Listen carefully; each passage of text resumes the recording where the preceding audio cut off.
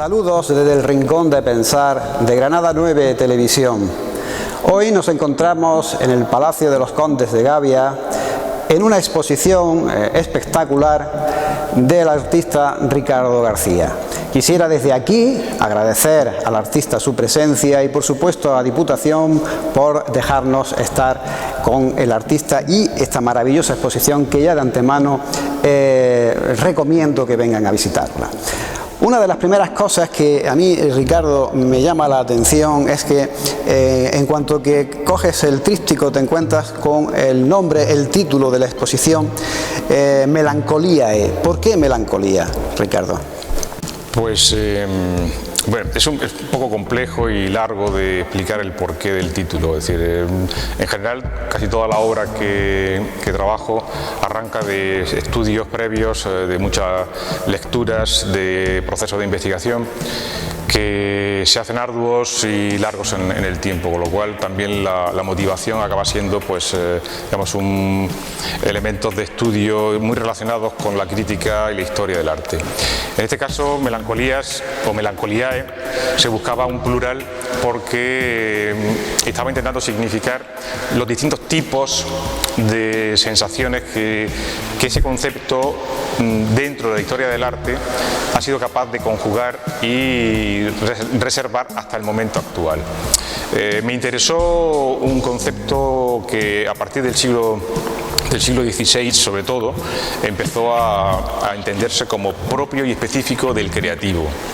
Dentro de la melancolía, es decir, se separó mucho de lo que hasta el momento era uno de los cuatro humores, el melancólico, es decir, como una aproximación a la enfermedad, y se aproximó a un estadio relacionado con la creatividad.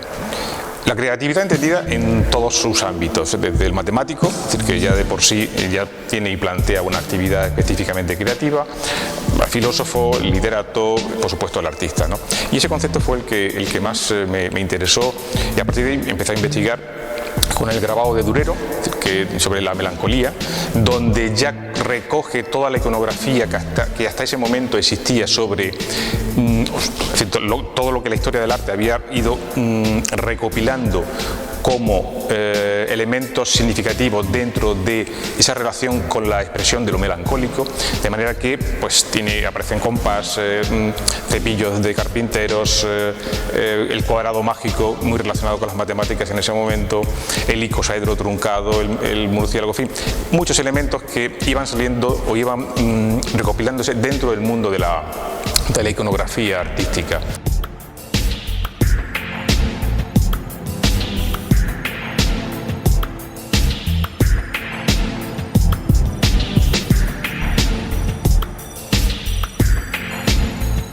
Ricardo, hay una cosa que has dicho en tu primera respuesta que me ha llamado poderosamente la atención, y es tu referencia a la ciencia.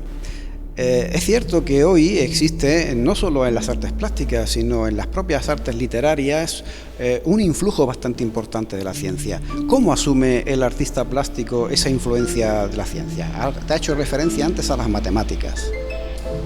Sí, claro, en este caso era obligado por ese abanico tan amplio en el que se ubica ese concepto, ¿no?, el que estoy indagando sobre las melancolías, ¿no? Es esa necesidad de buscar y aquello que se supone es idílico o está dentro de ese concepto ideal frente a aquello que somos capaces de lograr. Digamos que ese déficit entre lo conseguido y lo buscado es lo que se hace referencia dentro de esta conexión y este diálogo que se establece entre las melancolías o las distintas melancolías en cualquier tipo, insisto, de actividad más o menos creativa, y una de ellas evidentemente es la ciencia.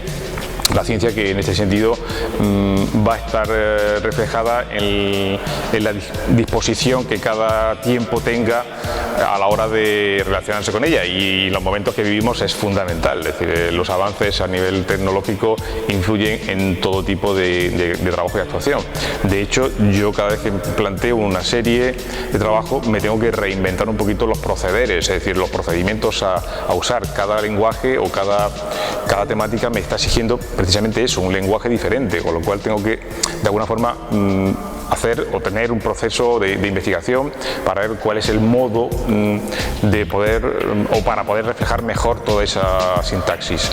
A partir de ahí, bueno, pues hay planteamientos más teóricos, otros más prácticos, muy próximos al pensamiento científico y bueno, llevando un poco esa pregunta a mi terreno o a la exposición, en este caso la geometría como parte de la ciencia fue un elemento fundamental dentro del trabajo, porque si antes hablaba del negro como, digamos, como un postulado ideológico a la hora de trabajar el concepto de melancolía, aquí la geometría aparece como un elemento que por la reiteración puede generar ciertos aspectos conocidos o más o menos divulgados dentro de lo melancólico por el tema de la acedía o el aburrimiento.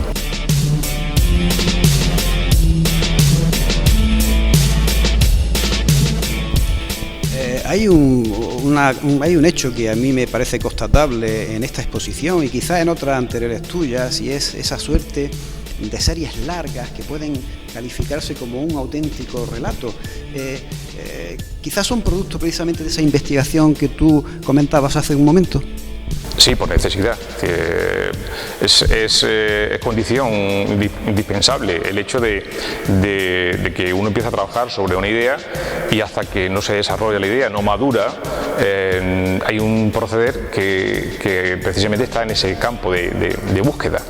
Y eso exige esa continuidad en el trabajo que provoca esas series más o menos prolongadas. De hecho, el trabajo en sí fue un año de investigación a nivel de materiales y de textos y después 2 años de ejecución. Es decir, han sido 3 años de trabajo englobándolo todo, ¿no? La parte activa o la parte física o constructiva de la parte más de investigación o más de búsqueda.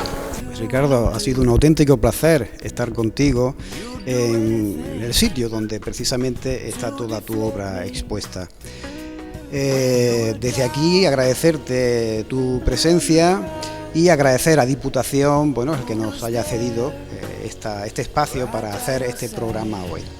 Y no termina aquí el Rincón de Pensar, ahora os dejamos con los libros y con Carmen Pérez.